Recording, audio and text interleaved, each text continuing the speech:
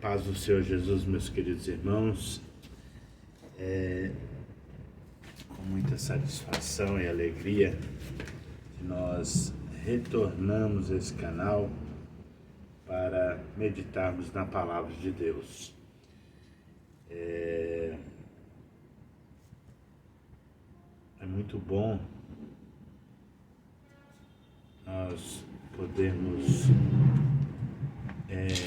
meditar na Palavra, porque ela é a nossa base, né? É a nossa bússola para nós sabermos como agirmos e procedermos diante deste mundo e também para nós sabermos para onde nós estamos indo e como trilhar esse caminho, né? Então a palavra de Deus ela é de extrema importância, né? De muita importância para nós, né? Então nós vamos meditar um pouco nessa palavra. A gente procura estar trazendo assim de forma muito clara e objetiva, bem mastigado a palavra de Deus, para que os nossos ouvintes possam ouvir e entender a palavra, né? É importante que você ouça e entenda a palavra de Deus. Então, por isso que nós procuramos trazer de uma forma clara, tá? Se você ainda não é inscrito no nosso canal, se inscreva. Deixa aí dar o seu like aí, compartilhe, né? Se quiser, comente também nos nossos canais, nós estamos abertos, né? Aos comentários, tá? Então vamos lá então. Eu quero ler uma palavra aqui hoje que está no livro ou carta aos Hebreus, né? Carta do autor desconhecido, né? O livro dos Hebreus é um livro que nós não sabemos quem foi o autor, né? Muitos atribuem a Paulo, né, essa carta, e acaba gerando aí, uns concordam que é, outros não, mas isso não é importante, né? O importante não é quem escreveu, o importante é quem inspirou o autor a escrever, que é o nosso Deus. Então é uma carta que foi inspirada por Deus, embora nós não saibamos quem é o autor, quem foi que escreveu, o que não é muito importante, tá? É o capítulo 9 de Hebreus. Nós vamos ler aqui alguns versículos. A leitura é um pouco extensa, mas nós vamos abreviar aí alguns versículos para nós entendermos essa palavra, né?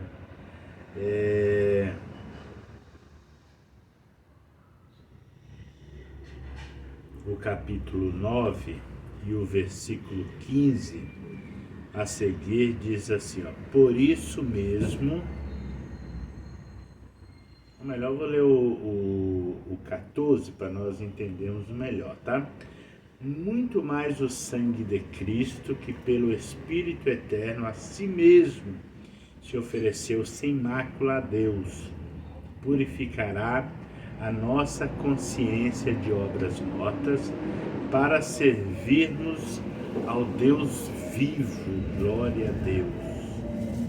Por isso mesmo, Ele é o mediador da nova aliança, a fim de que, intervindo a morte para a remissão das transgressões que havia sobre a primeira aliança, recebam a promessa da eterna herança aqueles que têm sido chamados, porque onde há testamento é necessário que intervenha a morte do testador, pois um testamento só é confirmado no caso de mortos, visto que de maneira nenhuma tem força de lei enquanto vive o testador, pelo que nem a primeira aliança foi sancionada sem sangue, porque havendo Moisés proclamado todos os mandamentos, segundo a lei, a todo o povo, tomou o sangue dos bezerros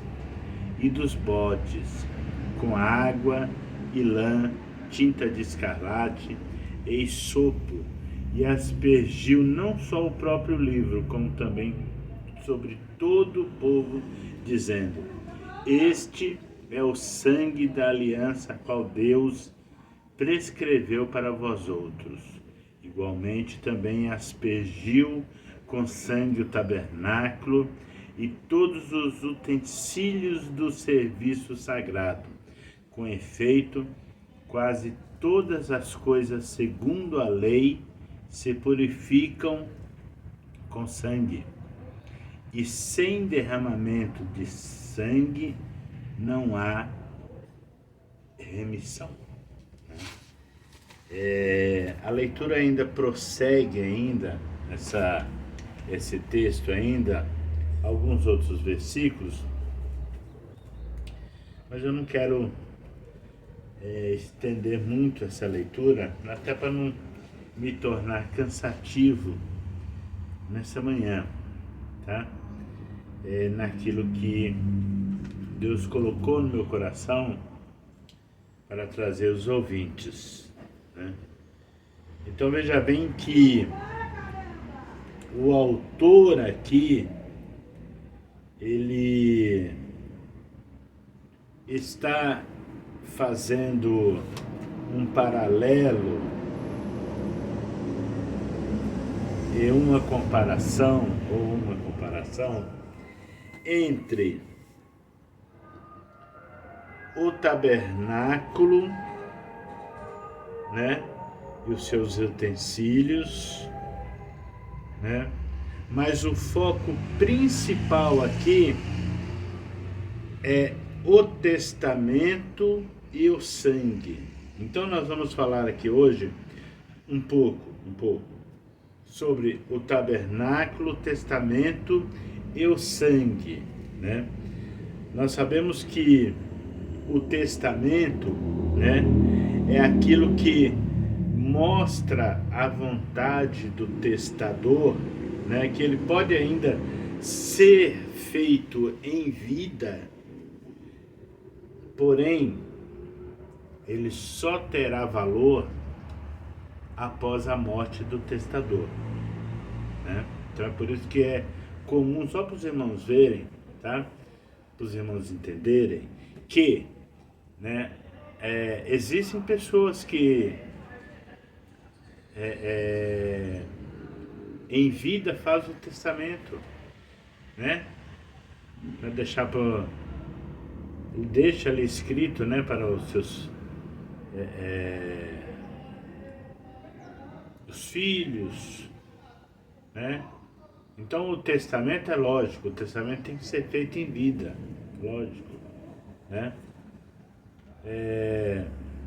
Mas ele vai ter o valor real mesmo, ele vai realmente agir quando o testador morrer. Então, a pessoa está em vida, ele faz ali o que ele vai deixar para os filhos, para os netos, para parentes, para amigos, enfim, né? Ele coloca ali no testamento a vontade dele, tá? Então, o testamento, ele apresenta a vontade do testador, tá? Então, quando a pessoa morre, ele então, alguém, um advogado, um juiz, né, alguém lê o testamento, né, e passa ali a vontade do falecido. Então veja bem, e o autor aqui, está falando que a antiga aliança, ou o Velho Testamento, o Antigo Testamento, né? O Antigo Testamento, ele foi também elaborado com sangue. Só que, quando Deus passou para Moisés as tábuas da lei, os 10 mandamentos, né? E todas as ordenanças que vinham, né? Inclusive para fazer o tabernáculo, que é uma espécie de uma igreja móvel, só para os irmãos, para a gente explicar assim de uma maneira bem chula para os irmãos entender, bem simples para vocês entenderem, que o tabernáculo era uma espécie de uma igreja móvel. Então entenda aí, né? Coloque aí uma imagem aí na sua mente, né? Que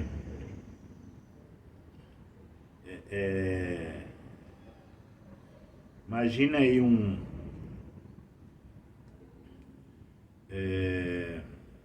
uma casa, né? De 2 cômodos e um quintal na frente, tá bom? Só para os irmãos terem uma ideia. Então, uma casa que tinha 2 cômodos e um quintal na frente, tá? Uma área na frente, um terreno aberto na frente, tá? Então agora imagina essa casa aí em forma de tenda, construída de uma maneira que pudesse armar e desarmar rapidamente, né? Porque era mais ou menos assim. Quando Deus conduzia, quando Deus deu essa planta para Moisés, essa arquitetura para Moisés, né? Então eles estavam indo para um lugar chamado Canaã, né? Então, nessa trajetória que eles atravessavam o deserto, eles armavam essa tenda e desarmavam várias vezes, né? Então eles,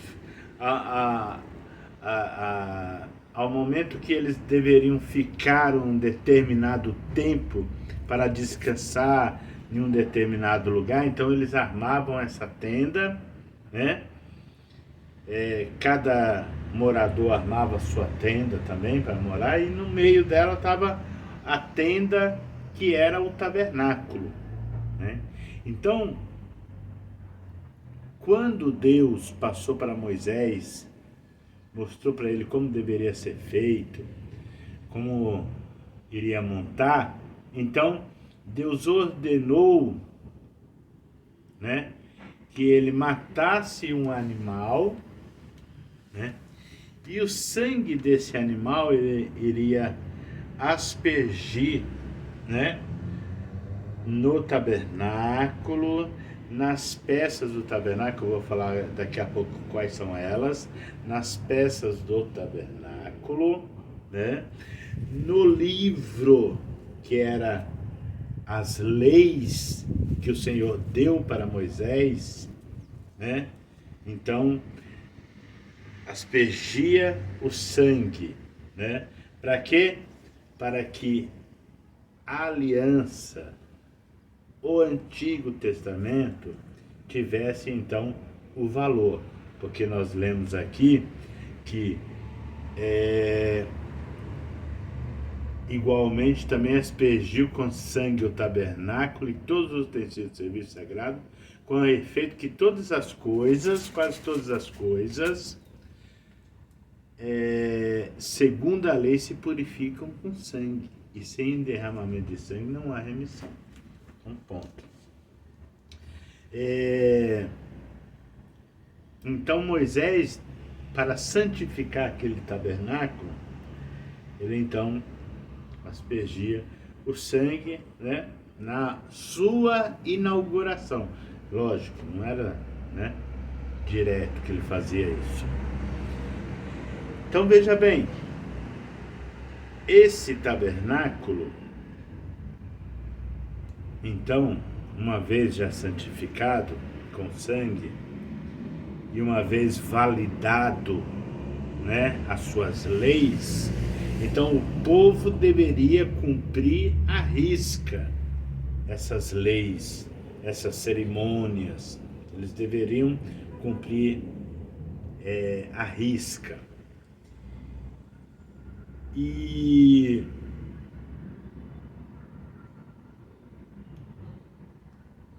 uma vez eles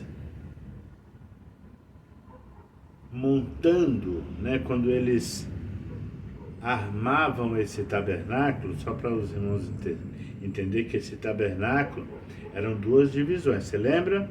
A casa de 2 cômodos, né? E na frente um terreno, um espaço. Então, imagina agora um tabernáculo dentro dessa engenharia aí, né? 2 cômodos e a frente. Então o tabernáculo era dividido em 3 partes, que era uma parte chamada átrio, que era onde? A parte chamada átrio era o terreno na frente que eu fiz essa ilustração aqui para os ouvintes, né? Uma parte na frente que era o átrio, que ali se juntava todo judeu adorador, né? Ali no átrio tinha alguns utensílios, né? Ali tinha o altar do holocausto, ali tinha uma bacia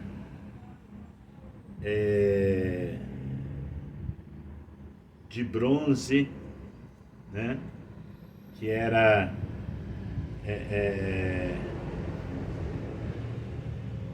aonde, né, os sacerdotes, os levitas lavavam as mãos, que também tem um significado.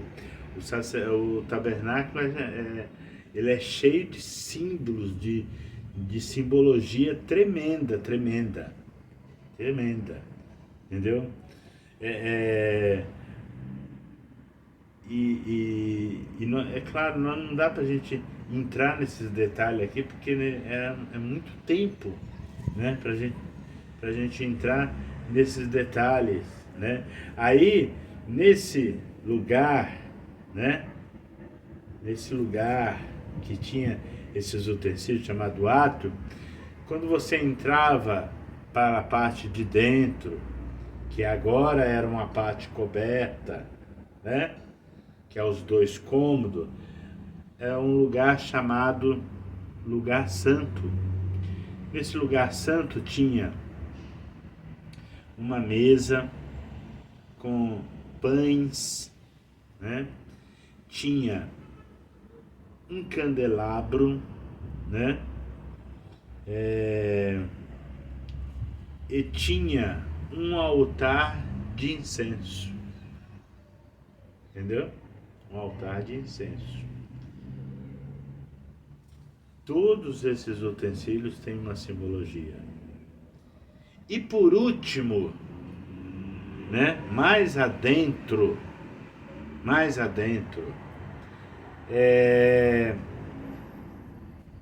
tinha um lugar chamado Santo do Santo. Aí esse lugar não era tremendo, porque nesse lugar era onde estava a arca da aliança, né? Nesse lugar, essa arca era um caixote, né, feito com a madeira, né, coberta de ouro. Por dentro dessa caixa tinha as tábuas da lei que Deus deu para Moisés lá no monte. Tinha a vara de Arão que floresceu, né? E tinha também o maná, que era o pão que Deus sustentou o povo no deserto. Por cima dessa caixa tinha uma tampa chamada propiciatório. E nessa tampa tinha 2 querubins com as asas encostando uma na outra. Ali era o símbolo máximo da presença de Deus. O símbolo máximo da presença de Deus era a arca. E o lugar era chamado Santo do Santo não é à toa. Era porque a presença de Deus estava naquele lugar. A presença de Deus. Então,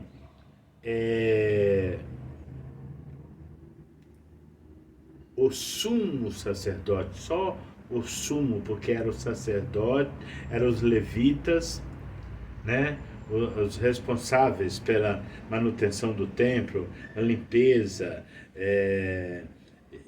e tudo que era serviçal ali era feito pelos levitas, né? Aí vinha o sacerdote, que era o que oferecia o sacrifício naquele altar da entrada, entendeu? E depois o sumo sacerdote, que entrava uma vez por ano nesse lugar que eu acabei de citar, que era chamado lugar santíssimo, ou lugar santo do santo. O sacerdote tinha uma roupa especial, uma roupa própria. Ele jamais poderia entrar diante da arca do Senhor sem uma bacia de sangue, porque era aquele sangue que era o sacrifício. Então ele jogava no propiciatório, né, e diluía aquele sangue ali. É tremendo isso, irmão, é tremendo, entendeu? É tremendo. A grosso modo, só para você entender, átrio, lugar santo e lugar santíssimo. Átrio, primeira coisa, o altar de sacrifício, porque ninguém pode se adentrar da presença de Deus sem um sacrifício. Era o sacrifício. Bacia de água, porque quem desempenha um trabalho na obra do Senhor, ele tem que ser lavado, né? Então a bacia representa purificação, limpeza, lavagem da alma, do espírito. Tem que ter mãos limpas. Quem desempenha um trabalho na obra do Senhor não pode ficar roubando, não pode ficar pegando em coisa alheia. Quem desempenha um trabalho na obra do Senhor tem que ter mãos limpas. Por isso a bacia de água ali no átrio. Então os utensílios têm os seus significados. Tem os seus significados. Eu não quero me estender no significado dos utensílios, mas só para você entender a seriedade que era o tabernáculo. Nós estamos falando do tabernáculo, tá? Então, era esse tabernáculo que ele deveria ser montado e desmontado. Toda vez que Deus desse uma ordem para o povo avançar em meio àquele deserto, então eles rapidamente desmontavam o tabernáculo, suas tendas, e o sacerdote, levitas, sumo sacerdote, era responsável por carregar utensílios e o tabernáculo. E a arca também tinha que ser carregada no ombro. Eles deveriam, então, fazer sempre esse trajeto, né? Sempre fazer esse ritual, entendeu? Então, o autor aqui que nós estamos, o Hebreus, a leitura que nós falamos aqui, fala, né, justamente, né? Por quê? Porque esse tabernáculo, irmão, ele na realidade ele é um modelo do tabernáculo que existe no céu, entendeu? É o mesmo tabernáculo que existe no céu. Ele era uma réplica aqui na terra, entendeu? É o tabernáculo eterno que existe no céu. Então, só para os irmãos entenderem, tá? Que o porquê que Jesus teve que morrer na cruz, entendeu? Teve que morrer na cruz. Porque a Bíblia fala que o homem estava alienado de Deus, afastado de Deus. Estava distante de Deus. E alguém tinha que trazer a humanidade novamente a Deus. Então, para que isso pudesse ser feito, precisava ser feito um sacrifício. Precisava haver um derramamento de sangue. Precisava de um novo mediador. E o texto que nós lemos aqui fala assim, ó, por isso mesmo, ele quem? Jesus, é o mediador da nova aliança. É por isso que tem o Novo Testamento. A Bíblia é dividida entre Antigo e Novo Testamento. É por isso que tem o Novo Testamento. Por isso mesmo ele é o mediador da nova aliança, a fim de que, intervindo a morte para a remissão das transgressões que havia sobre a primeira aliança, recebam a promessa da eterna herança, aqueles que têm sido chamados. Então, Jesus fez o sacrifício ali na cruz, entendeu? Ali na cruz do Calvário, para quê? Para que a nova aliança entrasse em vigor. Para que o Novo Testamento e tudo que está escrito nele entrasse em vigor. Ele morreu, derramou seu sangue, né? E aqui fala que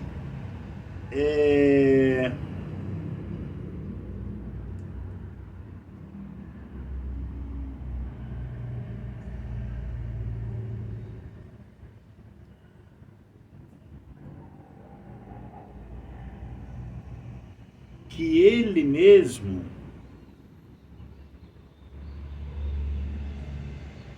fez o papel do sumo sacerdote. Ai, que interessante isso. O papel do sumo sacerdote. Lembra que o sumo sacerdote entrava no Santo do Santo uma vez por ano com a bacia de sangue? Pois então, ele morreu na cruz do Calvário e ele mesmo ofereceu o seu sangue no tabernáculo eterno, para que você, eu, nós, os chamados, pudessem receber o direito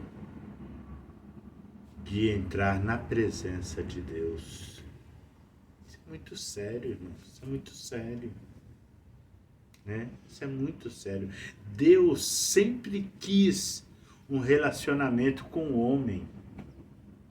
Deus sempre quis. A Bíblia fala que quando Deus colocou o casal lá no Jardim do Éden, ele vinha todos os dias na virada do dia, 6 horas da tarde, para conversar com Adão e Eva. Deus sempre quis o relacionamento com o homem. Mas o pecado afastou o homem de Deus. O pecado levou o homem para longe de Deus. Mas Deus quer refazer essa aliança com o homem. Talvez você esteja aí afastado do Senhor por causa de algum pecado, por causa de algum erro, de alguma falha, seja qual for o por causa, o porquê.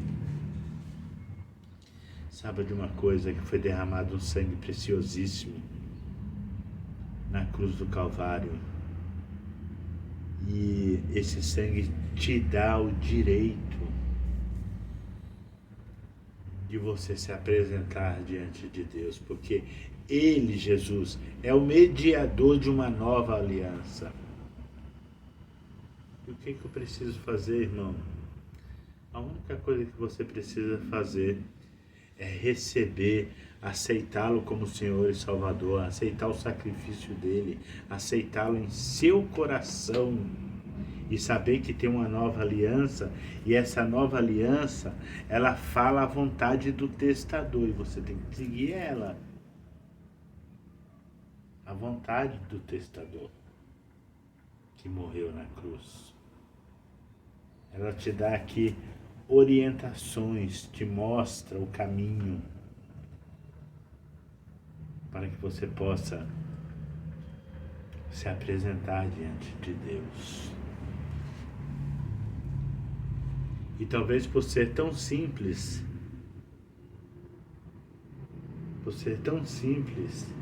às vezes as pessoas não querem.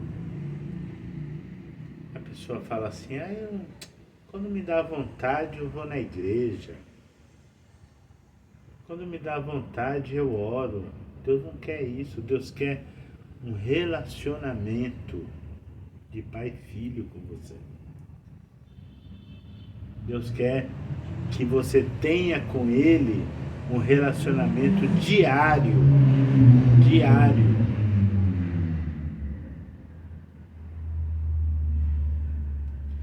Então, você possa refletir sobre isso. Eu não vou estender mais nesse assunto, porque é um assunto que é rico em detalhes, mas que você possa,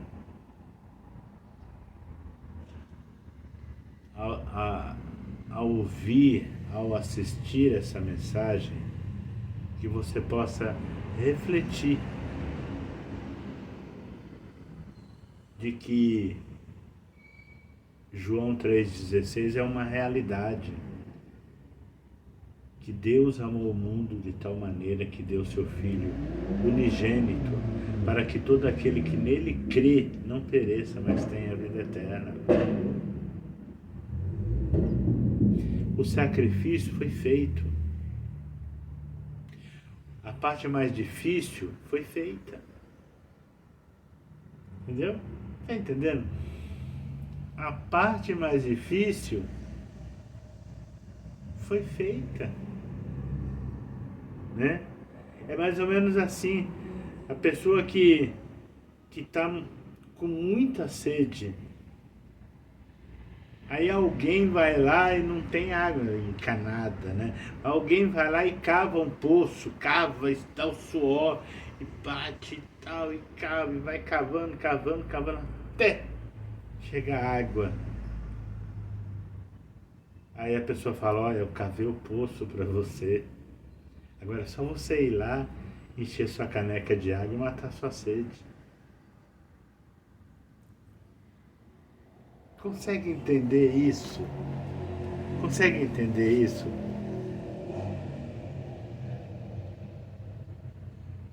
Que a pessoa, alguém fez o mais difícil e é só você ir lá e beber água, pegar a canequinha e tomar, e tem muitos que não querem. Às vezes a pessoa prefere morrer de sede. Não é gostoso ficar com a garganta seca aqui? Você acha? Então o mais difícil ele já fez. E você só tem que aceitar a água, mais nada. Entendeu? Você só tem que beber a água. Então ele já fez o sacrifício na cruz, ele já morreu, ele já deu seu sangue, ele já venceu o diabo, já venceu a morte. Tudo por você. O que eu preciso fazer, irmão? Só aceitá-lo no coração. Mas que o Espírito de Deus, que convence, a Bíblia fala que é Ele que convence o homem do pecado, do juízo e da justiça. Que esse Espírito possa te convencer, de maneira que você possa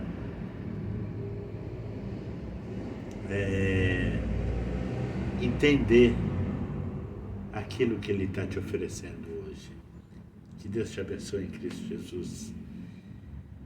E compartilhe esse vídeo, né, para outras pessoas, para que eles possam também beber dessa água. Que Deus te abençoe em Cristo Jesus.